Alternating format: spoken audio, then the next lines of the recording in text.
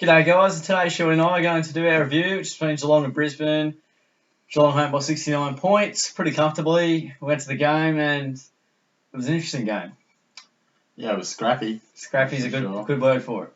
Yeah, I guess we were reasonable early, I suppose. Especially that first quarter was quite impressive, I guess. Yeah, got off to a good start. But yeah, it was good without being great, I suppose. We didn't really hit any great standards or anything like that, but by the same token, a 70-point win. We kicked a reasonable score as well, which at times we struggled to do.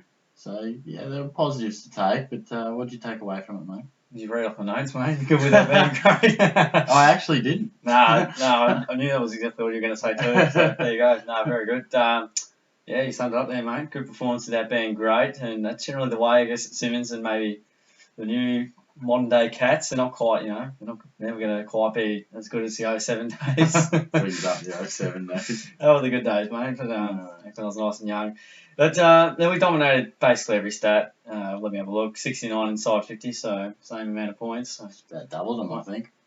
Pretty much, yeah, and we scored once every 2 entries. If we kicked straight, it would have been a much bigger margin. One clearance is by 12, and as I said, yeah, won pretty much every stat. So always good to see that. Whenever we win by 12 clearances.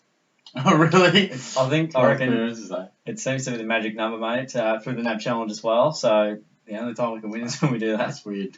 Yeah, I'll have to double check that, but it's intriguing. So umpiring was, I don't like to talk about umpires, mate, but gee, they tear your hair out sometimes. I mean, we got some weird ones. Brisbane, I felt, got a lot more weird ones. Didn't really affect the final result, but you just sort of wonder how basic fundamentals just don't go the way they should go. Did you have any thoughts on it? I don't really care about umpires, to be honest. I mean, there were some bad ones. There always is. I don't think it favoured anyone heavily. I'm just more concerned about how many there were. Was there 32 to 30 free kicks? That's around too many. Yeah, 62. It's a lot. So you don't like a whistle, mate. No, well, I think it was slightly over umpired, but I didn't feel it advantaged anyone too greatly. Yeah. So it's always a bit raw at the game, and everyone was supporting as well for the common cause. I don't want to talk about them too much because they are so minuscule in the final result. Pressure was good around the ball. I felt even in the last quarter we were all over them. Getting to the ball carriers and applying that pressure we needed to. Yeah, look, over handballing is probably another thing we're doing at the moment as of late. Been kind of annoyed at that. We really need to sort of just get a bit more kicking happening. Bit of Mitch Duncan style where he's 20 kicks, 9 handballs, 2 kicks for every one handball, I think, rather than it feels like 2 or 3 handballs to every kick. Obviously, the final stats won't say that because that would be outrageous, but... Yeah, feels like it sometimes. Yeah, no, we did what we had to do, and we got the win, and win comfortably, and sit 5th on the table. Yeah, as you said, we sort of dominated every stat, didn't we, really, which was impressive. I guess we sort of got off that reasonable start, as I said, and if there's any chance of a sort of depleted Lions outfit taking it up to us, it was going to be a good start from them, so we sort of shut that out. Yeah. They were pretty inaccurate early as well, and it's good. Yeah, to some extent, almost put the queue in the rack at times. It looked like we were sort of going just in second gear, and we'd up it sometimes and we were in full control of the game. I mean, it wasn't pretty. I won't be rushing back to get the tape from anywhere to rewatch it, but it's 4 points on the board. It wasn't a hard fought game. So yeah, it's good to rack up a win. Always, mate. I'm pumped about it. We haven't seen too many wins at the Cattery and whatnot. So we'll go on the votes then, mate. I think that's the next section.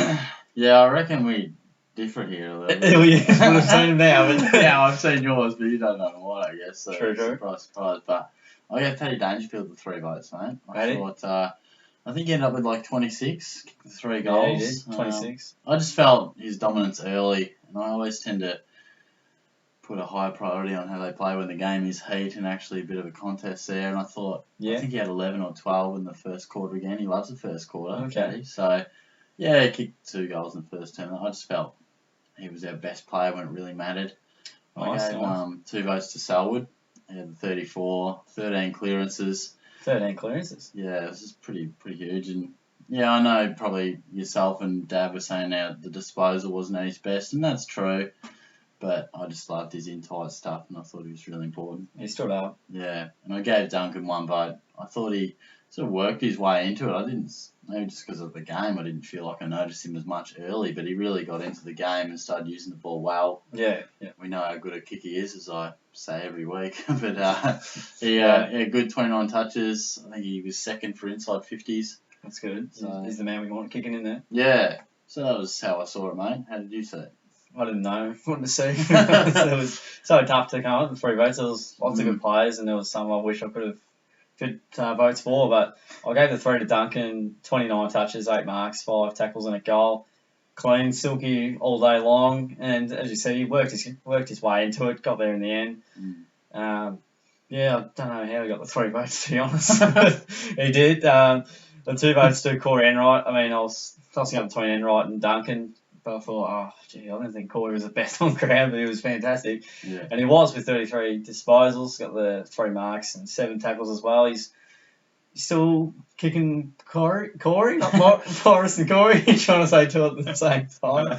It was just really good, very clean, tough in the contest, and just did his role and plays fantastically. So very good. And 1 vote to Paddy Dangerfield, 26 touches, 3 marks, 4 tackles, and the 3 goals. I didn't even know he kicked 3.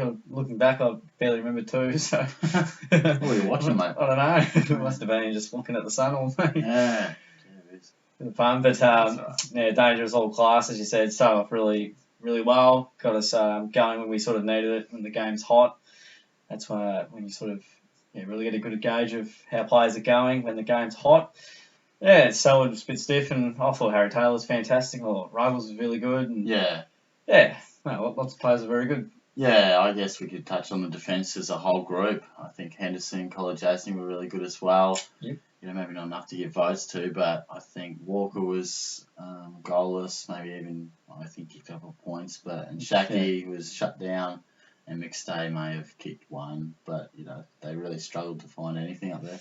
They generally do, yeah. It's not a great forward line to sort of look at, unfortunately. No, the Brisbane Lions. No, it's not great. Chopping block time. May not be too much, but maybe you could touch on something that may have been on the block that may not be this week. And just telling me how to run my segment. Yeah, you can do whatever you want. As a rough guideline. No, it's not a bad idea, but the only little chopping blocks I had, it's just a small block today, but just a couple of little guys, Darcy Lang and Cockatoo. Cockatoo, of course, was the laid in for Tom Lonergan, who was out, which I don't know whether he's actually injured or whether it's just match up or just rested him, but whatever the case, he got an opportunity and he was disappointing. He just looked a bit lost, and he was running around but just not getting to the right spots. So yeah, that's 1 for the road for him. But reminds me of indoor soccer, mate. Banter, but Darcy Lang, likewise, I suppose. I think he had 9 or 10 touches, but not his best day of all time. He did some decent things. Good. Yeah, like his pressure's he's always buzzing around, but I wouldn't be endorsing to see him dropped, but not his best day of all time. But touching on your instruction, mate, someone like Steve Motlop was impressive. He had the 10 inside 50s and like 28 touches, and it's not bad. It's nice reading, but I would have liked to see a bit more thought process in his ball use and Steve. Just decision making. Yeah. I mean, he likes to play with flair and take a few risks, which you like, but sometimes he just would overcook a handball or be a bit sloppy with his disposal. How do you say it? He sort of played like a guy who was trying to find his game but was low on confidence. Yeah. In the past weeks, it looked like he hasn't been trying at times, so it was good to see him get on his bike, and so he was better, which was good. That's what we like to see. And Kirsten, who we whip around a fair bit on this show, was reasonable. He was okay. I don't know what to think about his game, to be honest, mate. He's going to be absolutely... He's got a game for the year. Yeah, well, look, you nearly kicked a goal in that last quarter as well. I mean, it was coming down pretty easy, and he kicked 3 all in the last quarter. Maybe. Correct? I mean, I mean, I'm sure, just ask Chris, he probably played his role again. But he was all right. I mean, you take 3 goals, maybe I'm being a little bit harsh that they all came when the game was dead, but, he... Junk time. He frustrates me still, even things he did today. But it was a step better than his last few weeks. all about those forward steps and Motlop and We're Kirsten, all mate. about little steps. We've been whipping them and Yeah. maybe coming to the frame. Yeah. But did you want me to mention anyone else, mate? I know this is my segment, but you're the boss here. You can do whatever you want, mate, as I said. Well, I'll wrap it up then. I'm all good. Take a look at next week. Cheers. You telling me you're going to do that? No. We'll look at next week. So we got Essendon at Etihad Stadium. What do you reckon I should mention, mate? Mate, I'm not the boss here, mate. Ross the boss. It's not Shorty 100. Ross the boss. Alrighty, yeah. So we've got the Dons. Will be an intriguing matchup. Both Essendon's losses have been 61 points. Fun fact for the day. You're just bringing all these similar numbered stats. That's what I like to do, mate. I don't mind a few stats here and there. So, yeah, we got them at Etihad. We play alright there. So do the Bombers. I think, again, I'm thinking maybe a similar margin as today. Very tough to tell, really, where the Bombers are at. It's had a very good win against Melbourne, and Melbourne nearly bet North Melbourne, and there's not much logic in AFL anymore, as we've seen. So, look, I'm thinking a reasonably comfortable win against a depleted Bombers outfit, which will be for most of the season. So, yeah, I'm probably thinking, 9 goals if you want a rough prediction, and I think it'll be very similar to today. Scrappy, over handballing, but doing the job and getting the job done. Yeah, I suppose when a quality outfit comes against, a not so quality outfit and a bit younger and that, sometimes the margin can just depend on how ruthless or hungry the more quality side is feeling. I mean, yeah, that's true. If teams really put the foot down, it can get out to 3 figures. So Geelong going at 75%, you think? Yeah. I don't know. We Probably, kick poorly, and at times, we were kicking backwards and that, and just took the pedal off at times. But yeah, I think we'll definitely win by 9 or 10 goals. And if we do put the foot down and get rolling and kick well, it could be 80 or 90 points. Sounds good. And Essendon, shouldn't underrate them too much. They showed against Melbourne that if they come to play, they can be decent. But in reality, if we come to play in any fashion, a few quarters, got that. they're just not good enough. So a couple of old faces as well, Stokesy boy and Kelly. Yeah, that'd be intriguing. Selwood said it's hard to play against them. Yeah. And it would be. Yeah. You've won multiple premierships with both those guys, and you're up against them. Yeah. Face to face. Yeah, but no, it should be a comfortable win. Let's hope so, mate. We need as many comfortable wins as possible to do well. Absolutely. That's what we're about. I didn't want to make any rash decisions and predictions. So anyway, we'll wrap it up there, guys. It's been a pretty chilled. It's about as chilled as the game was. You need a lift, mate. Yeah, true that. So yeah, that's our review. Darijoe will have the goals up probably another day or so. So I'll check his link in there. Check his videos out. It'll just be the Geelong goals, which he does a very good job of.